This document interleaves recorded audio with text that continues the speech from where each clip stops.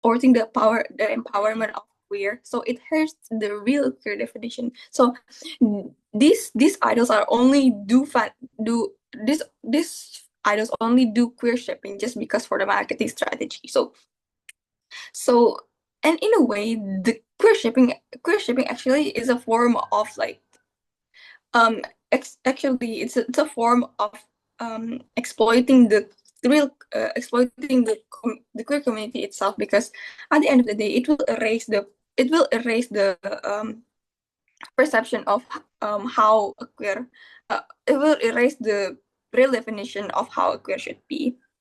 So basically, how is this going to look like is that what is actually happening in status quo is that agencies of idols are forcing the idols to give fan services to their audience in a form of queer shipping, and this will only erase the real definition, and it will hurt the real definition of queer.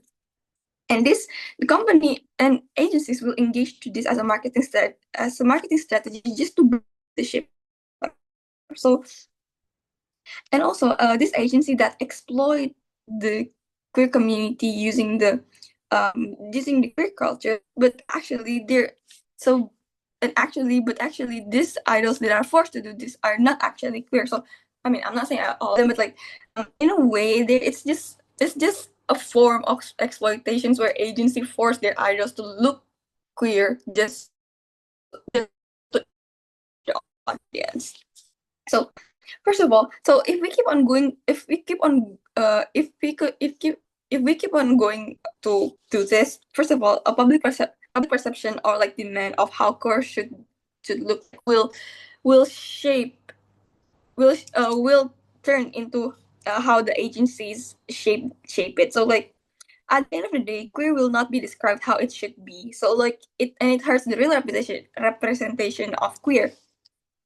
And so like basically in other way, I'm just so in another word, like queerness is used for profit, but like in a way also these idols or these agencies want to one do not want to practice like real queer because simply they don't, and then it's actually very um impactful to the queer community, because like at the end of the day, like you cannot really differentiate which one you cannot really differentiate what is the real definition of queer and what is not. So in a way, this is very hurtful for the queer community, because like it is erasing their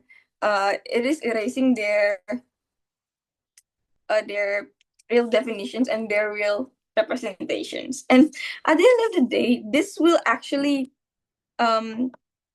also be harmful to the idols or like the public figure that are forced to be queer just for the sake of the audience demand, because like yeah, you are forced to be queer just to fulfill the expectations of the audience. Meanwhile, like even positioning yourself as an idol, at some point maybe you are not a part of queer and like you are forced to do that, but like, and at the end of the day it will be harmful not only for the queer community but also the idols themselves. So at the end of the day, like the meaning of becoming a queer is just for a marketing strategy, and it will hurt the real hurt the real representation of and the real definition of being a part of queer. So to compare, if we keep on uh normalizing this queer shipping, first, as I've mentioned before, it will hurt the real definition and the real representation of the queer community. But also it will also hurt. It will also be harmful for the idols or the public figure, because yes, as I've mentioned before, not everyone can be queer, and like you are forced to do that. Yes, BOI. Yeah, queer shipping is a form of entertainment for fans, and most of the time, the one that do this are queer fans too. So why is it harmful then? Sorry, can you repeat that? Queer shipping is a form of entertainment for fans, and most of the time, the one that do this are queer fans too. So why is it harmful? But like it's not a it's not, they are not showing the the real definitions of queer. They're just like, even if they're not queer, they're showing it to the public, but like they do not. So imagine yourself as an idol who are not a part of the queer community, but you are forced to do that, and like you are not showing the real qualities of the queer community. So in a way, you are erasing the culture. You are erasing the. You are erasing. You're not embracing the real definition of the queer community. Thank you. Thank you so much for that fine speech. Next, I call upon the opposition. Thank you.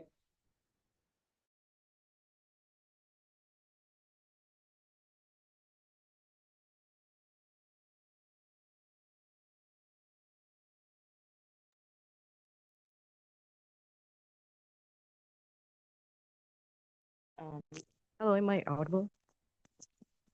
Yeah, you are audible. Oh, thank you. Hold on, setting my timer. BY, you can raise your hand or through the chat. Mm, mm,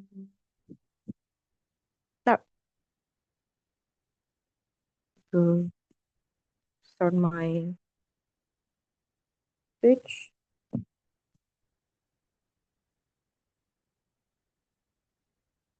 3,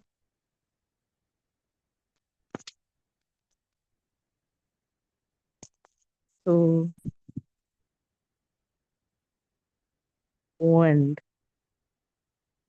First thing that I know about relationship when I was young, for example, is through the shipping fandoms inside of a lot of media and a lot of like series and movies, for example. The reason why I know that queer can exist and queer love can result in a beautiful and a happy marriage, for example, is through watching Glee and seeing the fandoms pushing towards the demand for like happy ending through Britannia, for example, for them to get a wedding.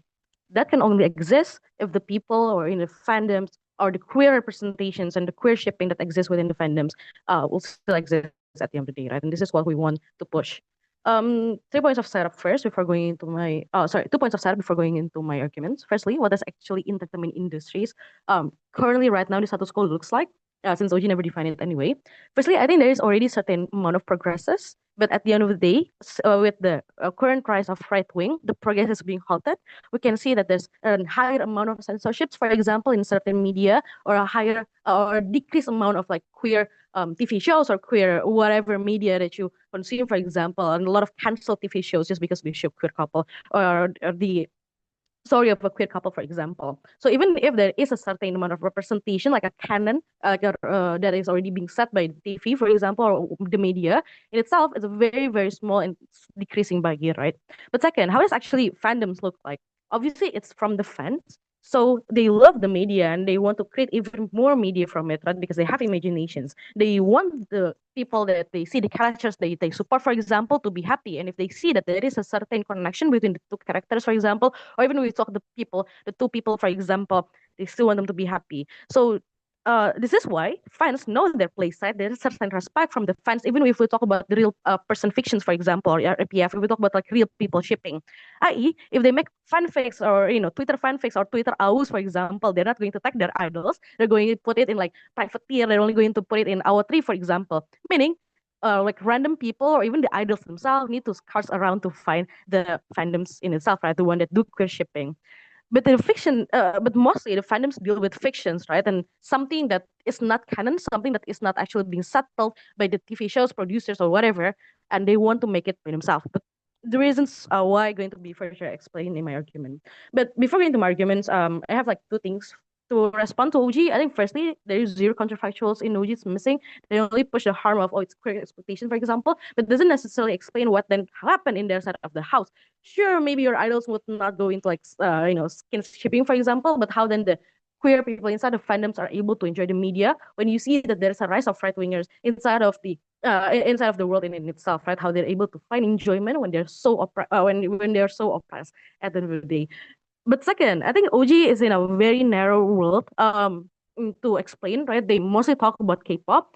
I think it makes it the debate not very charitable. So we should take it much more broader view. Even if it's only going to talk about RPF, for example, at the end of the day, it's kind of this really only talk about in K-pop. But even if you only talk about K-pop, for example, I think that the what OG trying to champion is very, very extreme. I think firstly, the fans already know the difference within what the marketing stunt or gimmicks that is created by the idols. But second, I think fans in itself have much higher demand for something that organically created that even the idols themselves doesn't know about it. But even if sure there's like a push about like um push like to kinship, I think the idols themselves know where to put boundaries. I think to an extent they can still say no and they can still put a stop inside of it, right? The demands from the fans can be quite a lot. There's a lot of like science out there, for example, but at the end of the day, it's also it's quite logical to think that there's or still a rationality inside of the idols, inside of the producers, because not every single fans also shipping the idols themselves, right?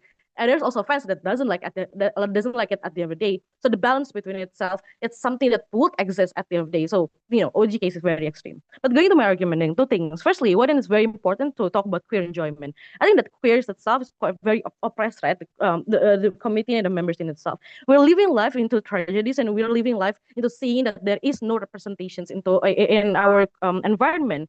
So the enjoyment that we get is through fictions, and the representation itself is very minimal or non-existent. Firstly, when it's minimum, it's either through like it's either the shipping or the relationship went through like a huge tragedy. One of them died, for example, or they went through divorce, so they were never going to be happy at the end of the day, or going to like cheating causes and everything else. But second, it's non-existence because there's a lot of censorships, for example, like East Asia countries or even like Southeast Asia countries, so Indonesia. So how then, as queers, you're able to find enjoyment, you're able to find representations if there is no queer shipping inside of inside of the fandom culture. Within it, at the end of the day, when you have a more conservative entertainment industry, the fandoms is the one that create more media and more consumption towards queer shippings, exactly because they have zero representation, right? But B, why then? How does the culture itself look like? Again, I already explained about more about alternate universe or fanfics, for example, to show that these relationships can be happy, they can be strong, or they can be the end game, for example. But why then this matters? Two things. Firstly, I explained that representations in itself, the canon representation is very, very minimum, or there's going to be, a side couple that doesn't that like one dimensional, for example. But second, good representations matters a lot. It shows that you can be happy. It shows that you can have a future. The future for queers, for example, is it's a privileged thing, and it's hard to imagine that you're going to live your life with your girlfriend, for example, or get married to them, for example. So able to imagine to projecting yourself as your characters, for example, it's also took a very brave way and a very brave step. So this is what we want to champion, right? We want queers to be able to find enjoyment within the fandoms in itself, within the fictions that they created, because that's the only thing that we can do right now is to find that enjoyment through what we created. But second, I think it further enriches the entertainment industry itself. It's thematic in both worlds, right? It's the entertainment industry is right now there's this rise of right wing. But what's going to happen in government side of the house? Like what's going to happen is there is no demand for a queer representation in the side of the house. When there is no demand, then the person will see that it doesn't matter what we're going to put out there because the EAE right now is doesn't they don't care about that anymore, right? Even if you're just putting a queer character, it doesn't have to be a relationship, for example, they will not care because they don't see that there is no demand, and they see that it's pressure from like the other right wings, for example, to make sure that their shows, their media, their character, even their idols to an extent is just like cis hat people. But in our side of the house, for example, even with the rise of right wing, at least there is a certain resistance from the fandom to create this demand, right?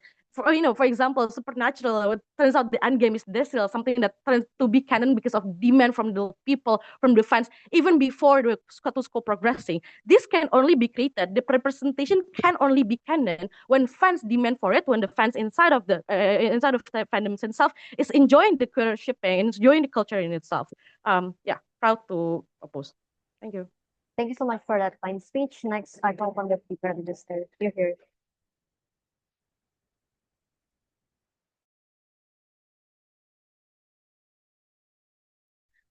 Okay. Assuming that I'm audible, and for trigger warning, this is just for debate purposes. It doesn't represent what I think personally. And also, for the BOI, you guys can please just raise your hand and please do not unmute. It's gonna distract me starting my speech in 3, 2, one. As a clarification, but also respond to OO's case regarding about how it is for the entertainment and all that. But that is the problem that is currently happening or going on in the status quo. The fact that it is never actually being explicit enough that is being shown in the status quo, or it looks like as if that they're queer baiting within the industry themselves, right? Because there's a very important actors that we need to highlight in this debate, which is the fact that the corporations and the fandoms are the one that are really in control or having power in shape the queerness, or even the form of queer shipping that happens within the industry themselves, right? So I think it eventually answers CO's POI regarding the queer fans are also involved in this, because the fact that there's no guarantee that actually the queer people are also the one that are in control of this narrative, because the fans, or even the fans, or even the straight people, or even the corporate executives that fetishizes or even see this as an opportunity for them to gain the queer market eventually exists. And the fact that many people like really fetishizing the queerness themselves as a part of their fantasy, their the audience of the queer media, of queer medias that coming from a conservative country where they feel like they enjoy the queer medias, but in the real life they don't even want to represent or even want to fight for the queer people themselves in the end of the day in real life themselves. So the perception of the queerness that is first, that is something fetishized or even being engaged, only for being engagement, turned into an actual representation under our side, under our side later. But yeah, a few things, but a few responses regarding OO's core logic. I think their argument is actually relying on three claims: that A, queer shipping gives emotional comfort and fantasy to queer fans who cannot express themselves openly, how it normalizes the queer imagery into culture, that it's just for fun and something to take too serious.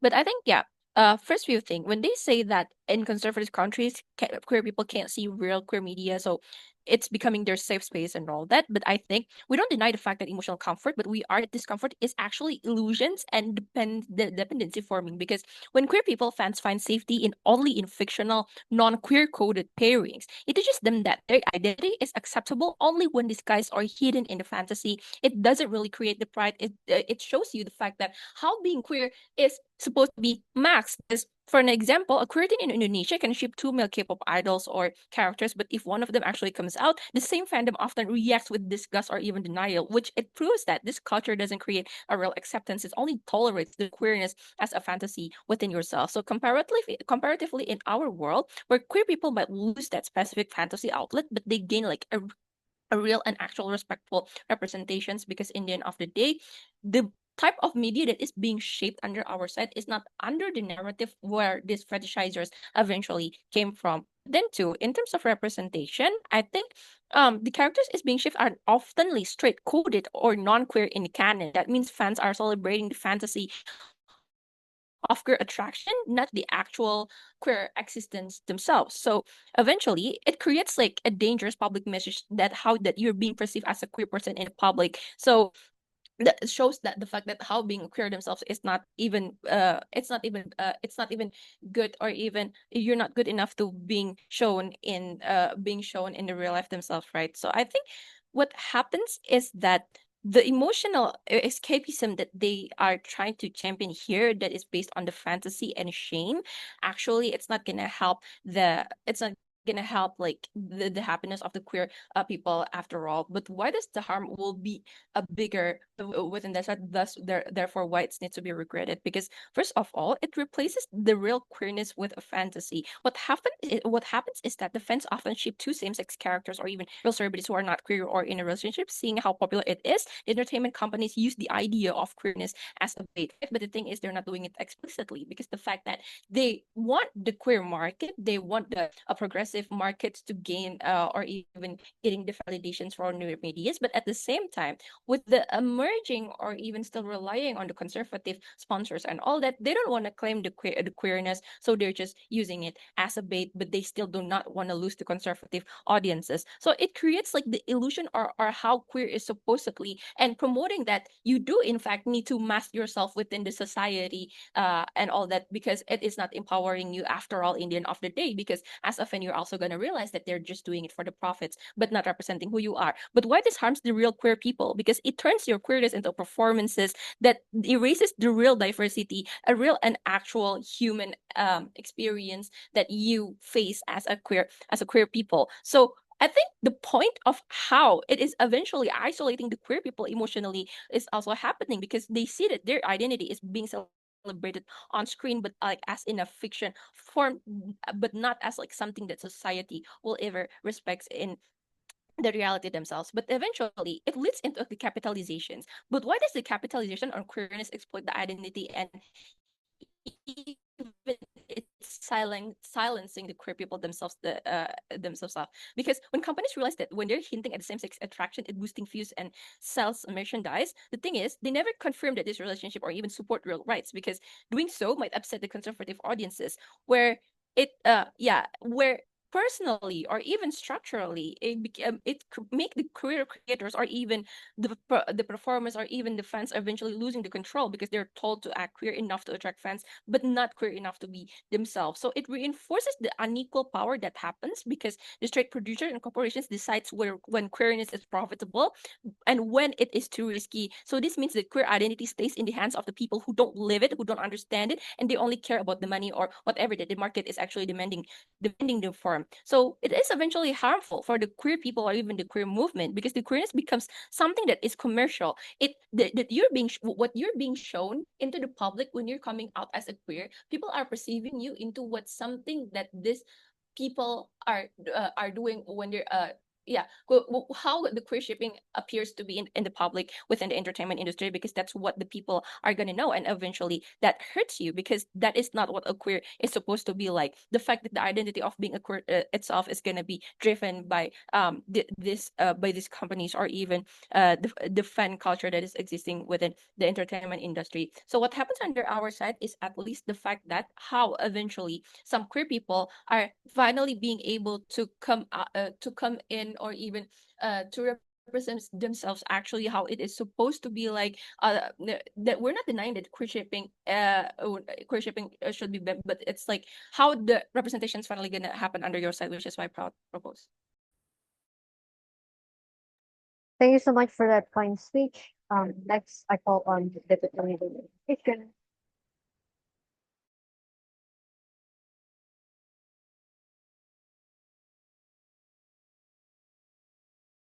Okay. Am I audible? Yeah, you're audible. Okay. For POI, just unmute. Starting my speech in 3, 2, 1. The reason why I was able to completely eradicate my internalized queer phobia is because I was so chronically online in the Haikyuu fandom that I was able to interact with actual real life queer people and understand that they are human, that they are just like me, someone who loves watching anime about volleyball on friendships. But I think I have several responses towards OG's entire case. Is that first, that they say that queer shipping reinforces the idea that being queer should be masked and should be coded and you're not allowed to laugh loudly as a queer person. I think one simple response is that this argument is only valid if we live in a progressive world where being loud and where when you are being loud and clear that there is no real risk of being open with your sexuality. Because I think the problem with this logic is that OG dismisses a large part of our context where queer voices are often repressed, and oftentimes we live in a state that is largely conservative, and it is generally not safe for us to be loud about our identity. Because the reason why queer people need to mask themselves and like portray themselves in the media that is not very explicit is because queer people need to find a way to have themselves represented in a way that doesn't have them repressed by the censorship laws and like the other stakeholders that are still very conservative. I think this is, I think even if at the end of the day that there is certain masking of the queer representation, that it is okay because it's for the sake of safety anyways, right? But secondly, on the idea of queer fetishization, that most likely that people are going to interact with the queer shipping but doesn't want to interact with actual queer people. I think if queer coding and queer shipping is not enough for them to have them accept queer people, I don't understand how anything will anyways. Do you think that OG never really explained their counterfactual and explained how this will be solved under their side? But if they want to say that they want more queer representation to be explicit because that's what they imply with the whole queer masking argument, like I think at the end of the day the conservative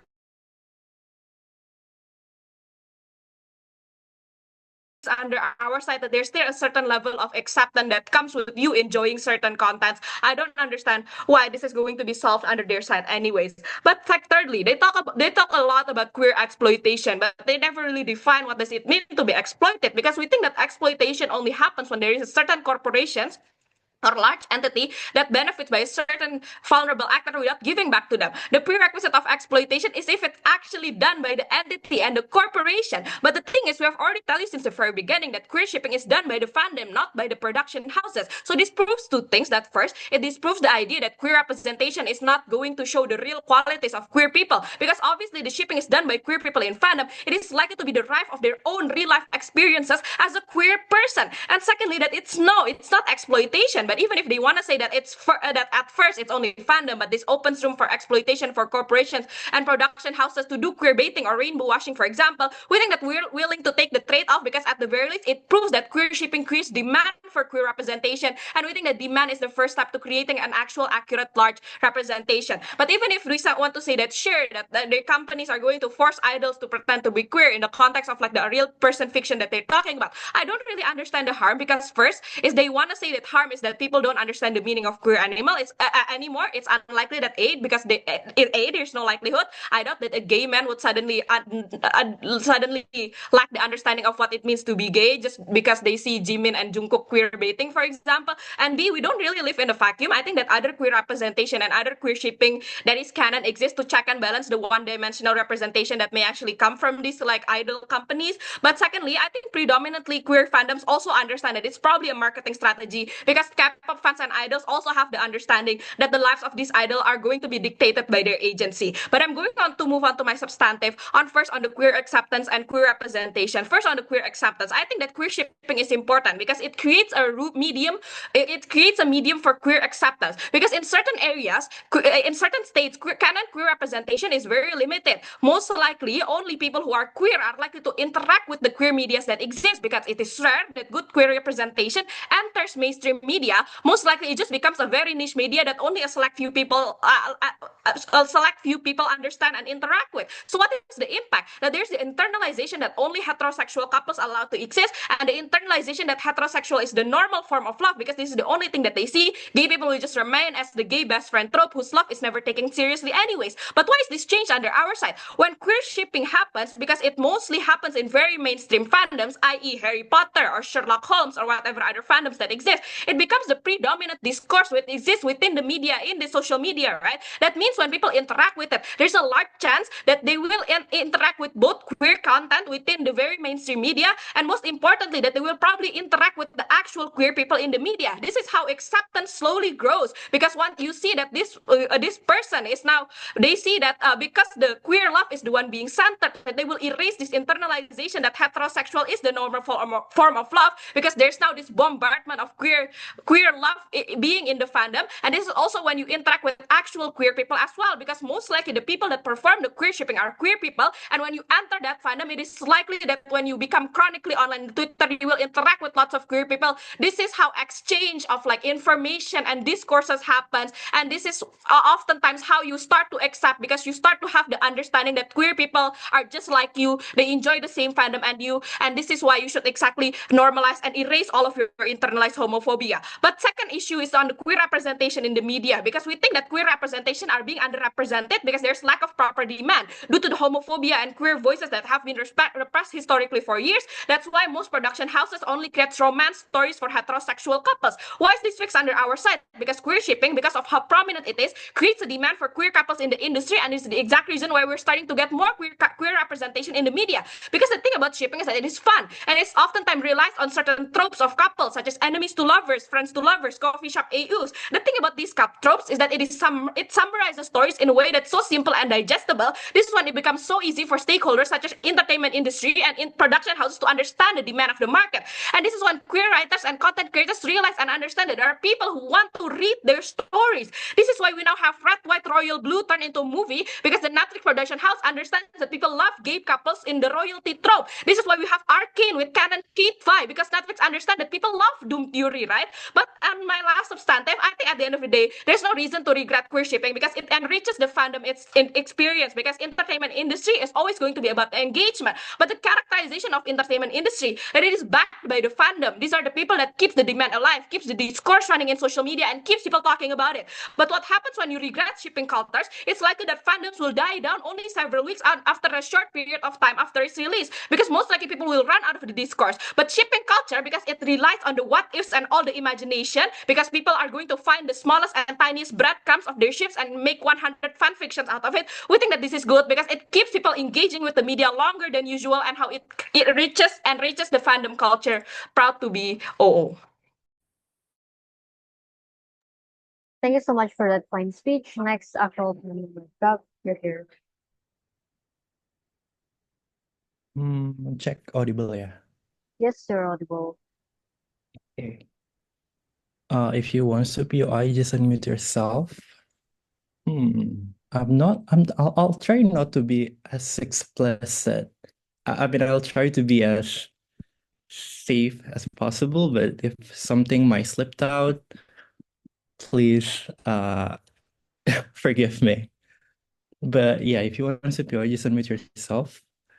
Going to start my speech in 3, 2, 1. The entire case of OO can only be true if the fan fiction, if all the fandom done in the current status quo is something that's truly, truly progressive towards what queerness are supposed to be to the very beginners, right? For example, is that they're showing the real life, like real life scenario of how queer people are currently struggling in Indonesia, for the example, or how a lot of layers of like queer in different layers of economic are currently facing different kind of discrimination. But the thing is, that's not something that's actually like shown in fandom culture or in fan fiction, queer shipping things to the very begin with. These culture are always prioritize those writers that can give the most exciting fantasy towards its readers. Which of these writers can actually like write the most fulfilling fan fiction to the very begin with? Simply because the main market segmentation of them are not also queer people to the very begin with. Their main market segmentations are actually like straight women who currently in a current status quo feel safer to actually like read like male to male MLM love story, simply because it feels safer because they don't see any female characters being objectified there to the very beginning, right? So it shows you several stuff. The first one is the fan culture that they're talking about here will never be aligned towards their goals of representation, because first, it never represented, and second, if they want queer people to actually like have the idea that they can see media representing them, they're not even the main market segmentation to the very begin with, simply because this fan fiction will always be heteronormative and only play on subtle clue that will only lead to more heteronormativity. That if you're actually like really queer, what you can do is only criticize this instead of actually like enjoying this. In most cases to the very begin with, right?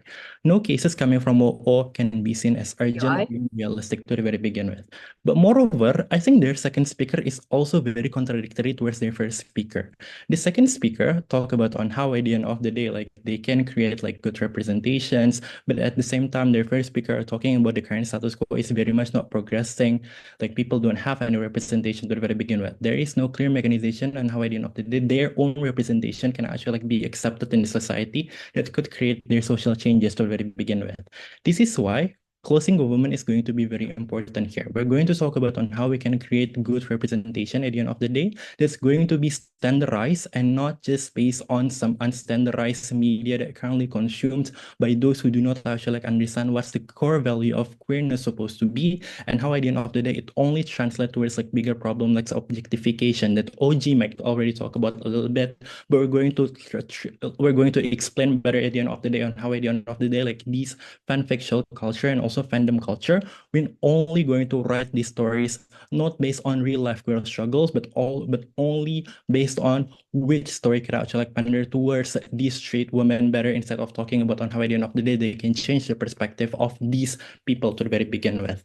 But before going there, what makes us better compared towards OG to the very begin with? I think OG only analyzed towards the idea that this is something that's marketed by these people who trying to take benefit out of it to the very beginning, track without actually like trying to take any benefit coming from OO, who talks about representation. Because CG is going to concede representation truly matters to the very beginner track, because a lot of queer people do not see how their life are going to be are supposed to be to the very begin with. But the question is, how can we create a good representation is something that this debate needs to talk about, on whether or not we need to rely towards like this fan fiction that very much unstandardized, only created by subtle hints to the very begin with, or should we keep pushing more? Or should we keep pushing more on real life queer struggle at the very begin with? CG is going to be the team that's going to prove to you why at the end of the day, the lack of queer representation that existing in the popular media and current status quo exists because the current status quo only push queer representation the moment that certain fandom already created these fan fictions to the very beginning, right?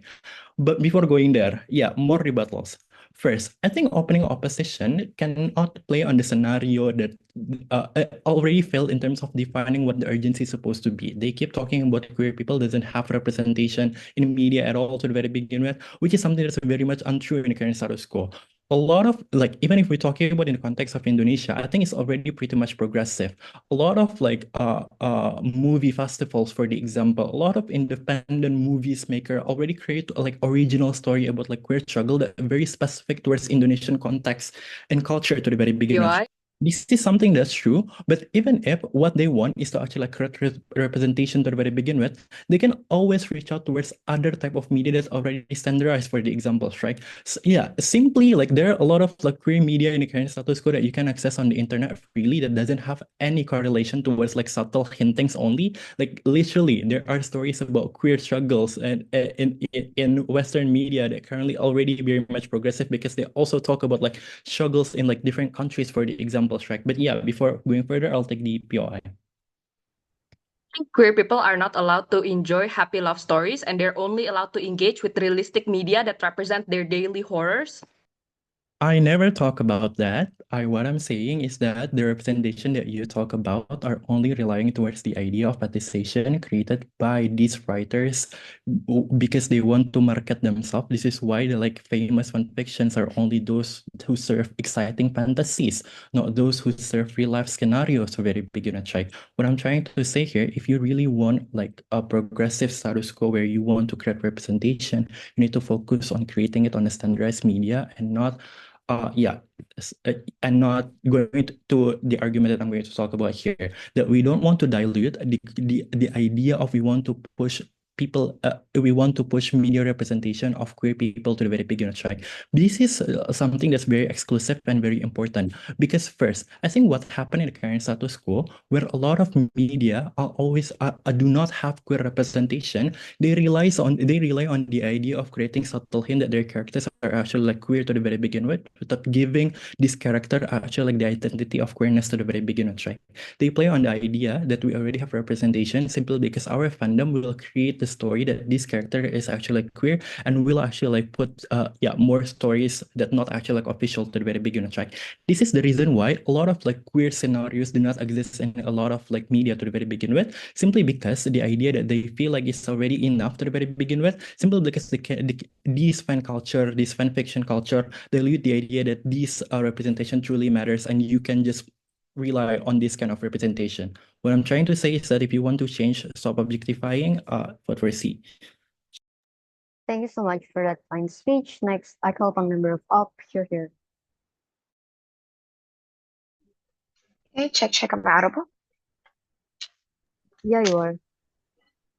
Okay, hold on. I'm right getting my timer.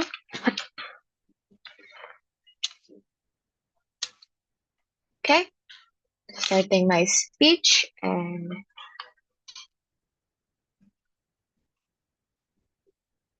3, 2, question.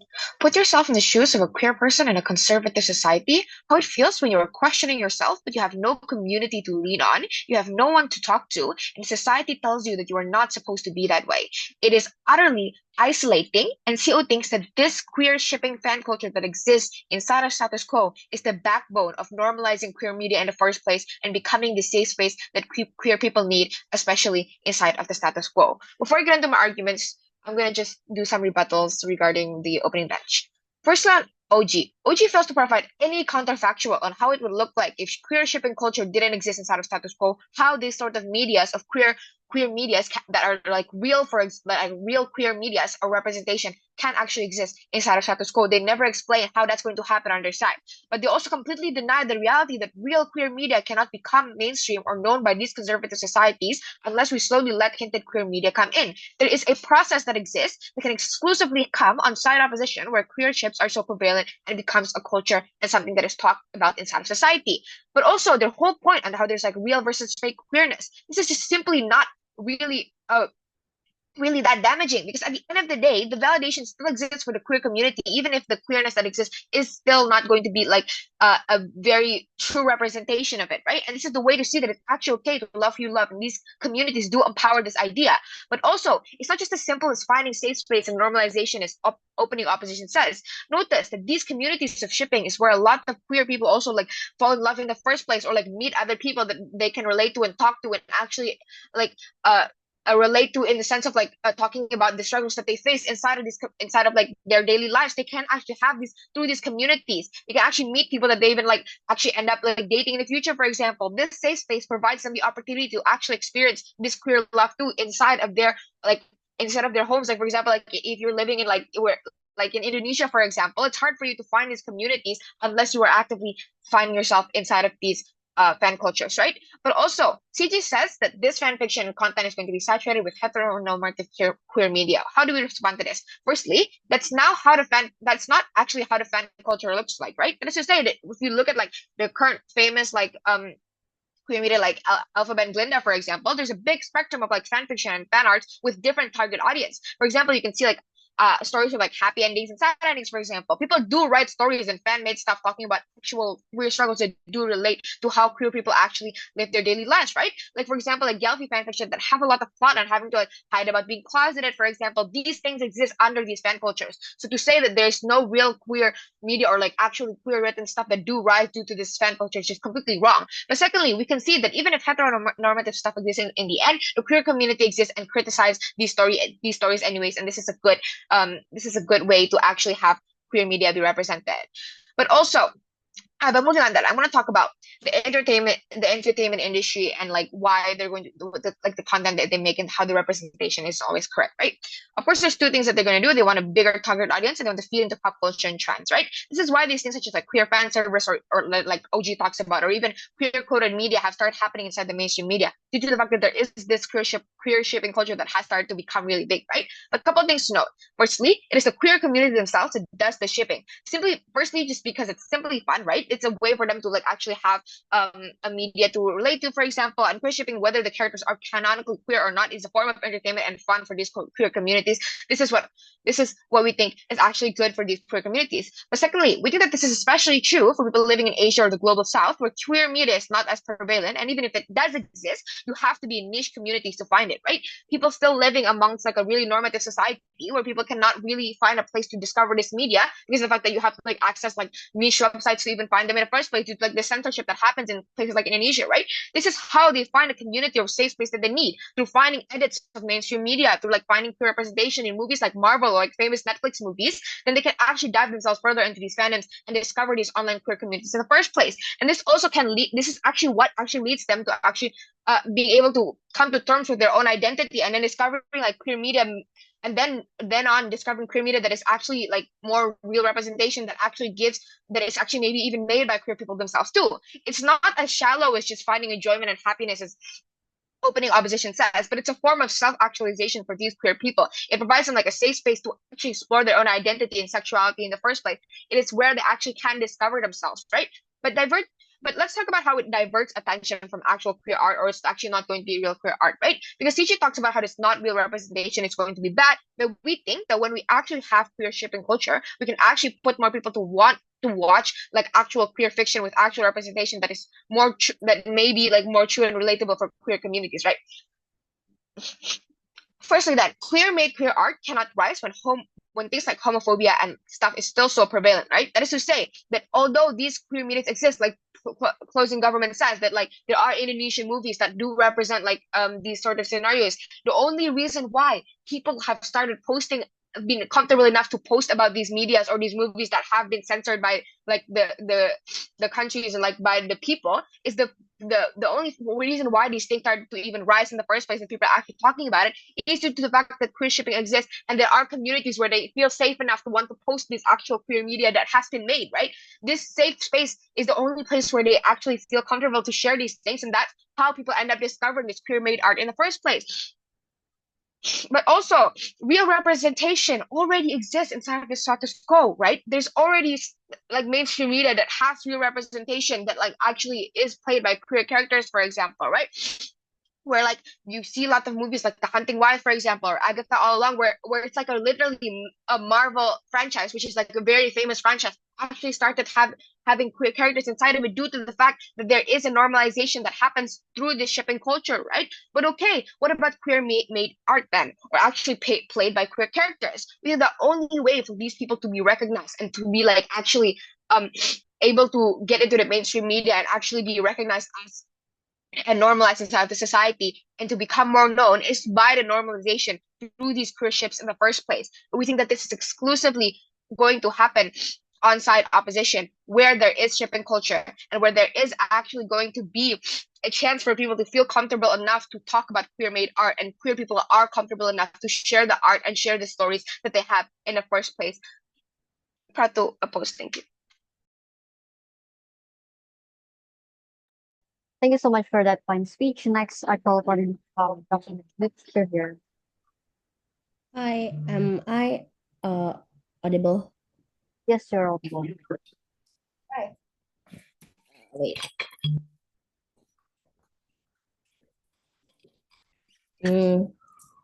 Yeah, I raise hand. I'll try to take one. Okay.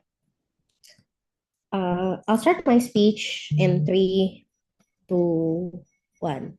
I just want to point out something very offensive that CEO said, that why indie movies and like why real life representation exists right now, or why people feel comfortable to do that, is because queer shipping exists. This is like kind of weird, right? Because I can argue to you that Kuchumbu Tubuh Indahku was not because Naruto and Sasuke was shipped as like the most beautiful and happy gay couple.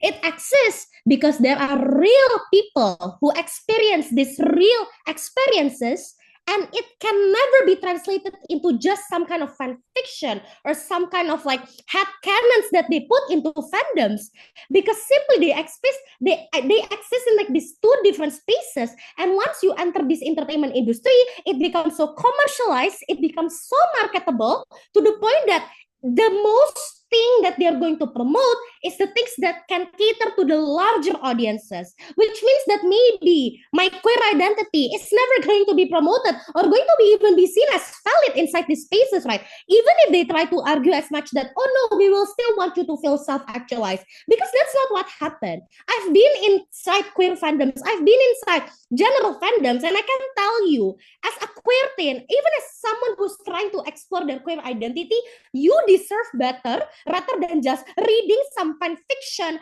about like two characters who's not even queer, but you headcanon them to become queer. You deserve better representation for that. And in the sake of you living your life, especially if you're in a conservative area, yes, we agree, they should know that there is hope outside for them.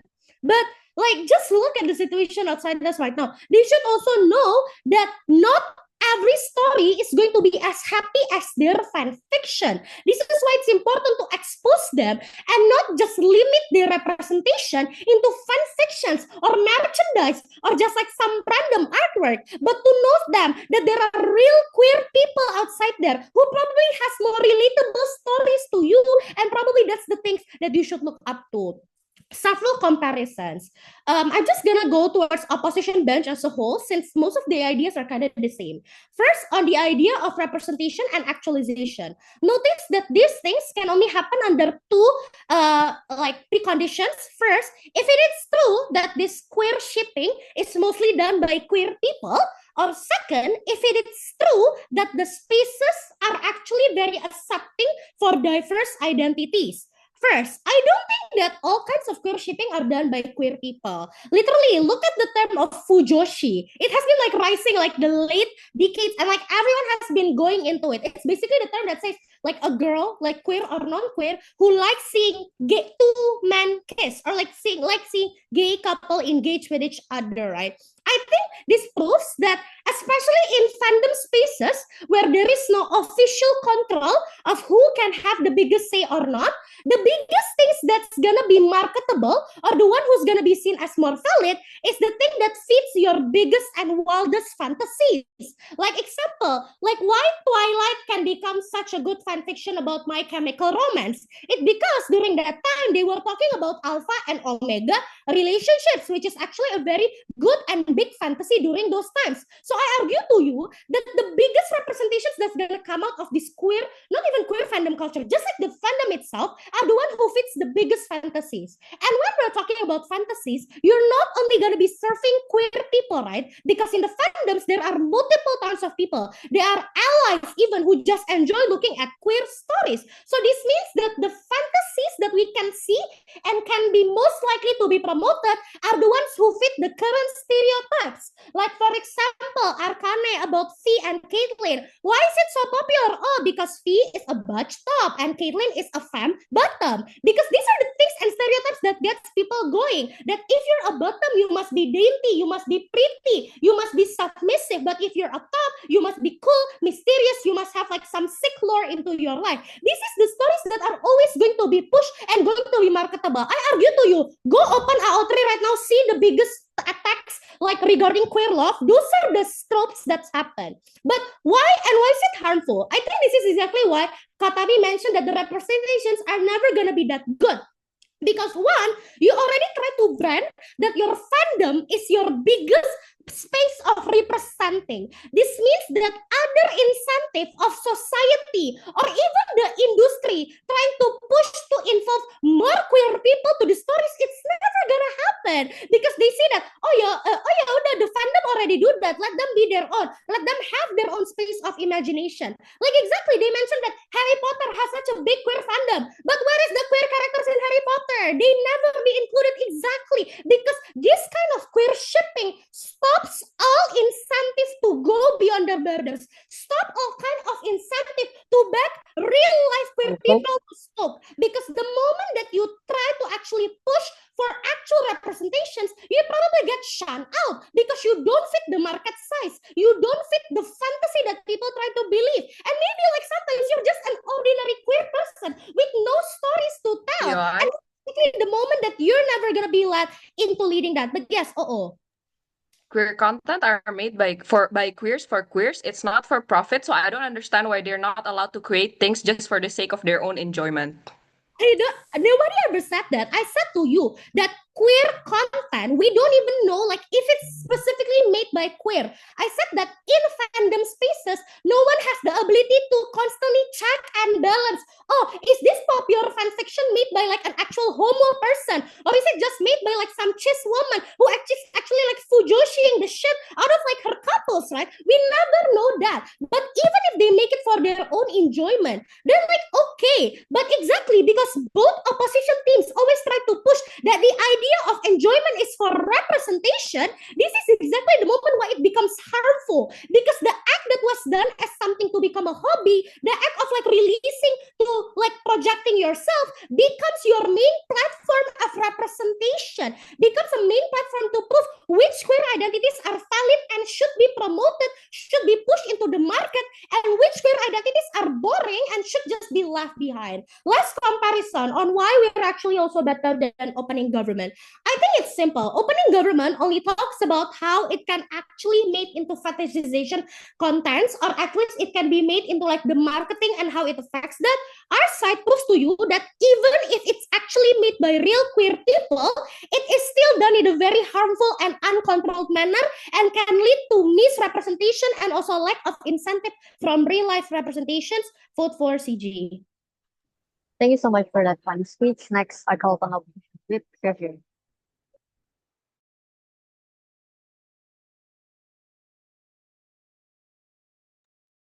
To check, am I audible? Yeah, you are audible. Okay, thank you for the confirmation. Pronoun she, they. If you have any PI, just directly unmute yourself because I will not be able to check the chat box. Okay, starting my speech in 3, starting my speech in 3, 2, 1. Living in conservative societies with no pride parade to go or no queer friends I can relate with around me while having to go through my struggles of discovering myself and needing that external validation to know that I'm okay and being who I am is not wrong, it's very excruciating panels. The only way I can express my queerness and get that external validation and relatability to queer communities are through online fandoms that do this queer shipping and treat this as a normal thing to validate that is actually okay and representation is something that is important and queer shipping is the only way to provide this, right? This is urgent for two reasonings. One, this contextualization is exclusive and important because it proves that queer shipping goes deeper than only marketing strategy, but a way to connect and a way to survive discovering yourself, especially as queers in conservative societies like Asia and global South.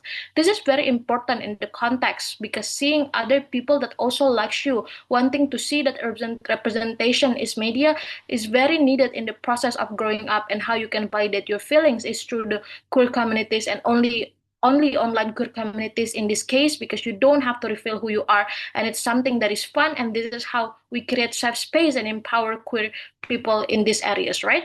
But secondly, this is also important because it proves that this is the most crucial context in this debate. It's not only enjoyment, it's not only for fun and not as shallow as that, but it's a way to validate your identity. It shouldn't be regretted, right? This context alone tackles all government cases talking about marketing and exploitation, because there is no harm in actually shipping these people because the artists benefit from this anyway, but regretting it means you forbid and limit more space for self-expression and to make our voice heard as queer communities, right? What CEO has proved to you then how this contributes to the debate? Firstly, we have proved to you how this is very important for queer communities to give safe space and empowerment to the people inside the fandom, because you actually have a space to connect with real queer people that even lives in other countries or areas that also relates to you. We have proved to you how this provides real relationships for these people, and for you to really connect with these people is through the online fandom that exists through queer shipping, because you watch the same show and you ship the same characters, right? This is a way to be loud in a way that is safe for these people to also have that imagination of writing fanfics and creating fan arts that derive from queer shipping. This alone contributes the most to the debate because it gives something real to the fandom, not as shallow as entertainment and fun, but something that gives real actualization, right? But secondly, we also have proof to you how this provides more representation for the whole queer communities, because you see that this is something that is the most accessible and close to you is the queer communities and media that do queer shipping, because it's something that are safe for everyone. Even when you are still discovering yourself, you are welcome to the fandom and no one judges you, because everyone matters. Doesn't matter what your identity actually is, right? This is the only way you can relate, because representation exists in like Discord servers, Twitter groups, where you share your stories and how you connect with these people, right? This is why all CGKs that talks about there is no real life struggles, there is no representation of real life queer communities. When you actually interact with real life queer people in this type of communities and Discord servers and Twitter groups, right? They share their daily lives, they share their struggles when they come out, for example. This is the only way you know that these people actually face the same struggle as you with you as a queer people, right? But firstly, then, why are we about? later. Firstly, OO case was heavily revolving around the idea that this is important for the fans' entertainment, but notice panels, we are the one that actually proves the urgency as to why this is very needed. Because sure, CG can say other form of media exists, but it's not as big as the queer shipping fandom that exists everywhere and very friendly and it's not intimidating, right? This is why it's very important because it proves to you how deep the impact actually goes to these queer people and queer communities. But secondly, we tackle government cases better because we tackle their whole urgency because there is no harms in the principle of queer shipping, but rather something that is very empowering, right? They fail to mitigate CG that talks about how the fandom is only appealing to heteronormative narratives. We are the one that actually answer as to why this is too worst case and because stories about real life struggles of queer people exist and how even if it happens, it's something that will not even have a big appeal to the queer communities, right? Firstly, then, why are we above OG? I think that their whole case is talking about how this is only exploitation and there is no pride because you keep hiding and it's not real queerness. I think that real representation exists and the only way these queer communities in conservative areas can see this representation is only through the communities and the fandom itself, right? Because you share the story, because you see that they also face the struggle, even if they live in Middle East, for example, or they live in Asia, very, very different with those who live in America, for example. This is why creating these safe spaces is very important because it's the only way to empower, and this is the most accessible way is through queer shipping because it's not something as hard to do like Pride Parade or like it's not something as intimidating that you have to meet real life queer people in real life, right? Because most people don't have that access because like me, I live in this conservative city that I cannot have access to those like going to queer clubs, for example. This is why the only way I can access this is through the queer shipping fandoms, right? But yeah, POI, CG. Yeah, if you really just want connection, then why can't you just like get a friend, download Bumble, be on Grindr and anything? But most importantly, are you saying that the main function of this fan fiction is just to serve love? Yeah, not everyone can actually install Bumble and Tinder or whatever because not everyone is that brave to actually meet real life queer people. I already told you that. This is why queer shipping in social media because you can do it anonymously and you can meet other people that also exist. But lastly, then, why are we above CG?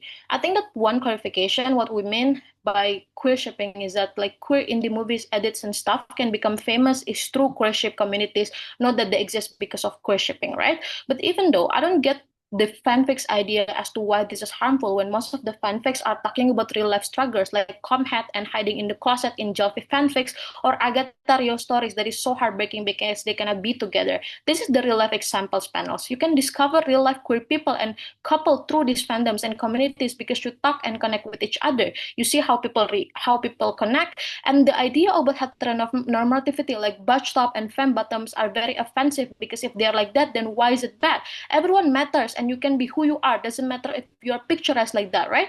But the way to actually tackle this is through queer shipping because people can write fanfics and create fan arts where the masculine represented character are more submissive and the feminine represented character are more masculine. That is the only way to tackle that. No queer shipping, then no way to tackle that on your side. And all those reasons, very, very proud to oppose. Thank you so much for that fine speech, and that marks a great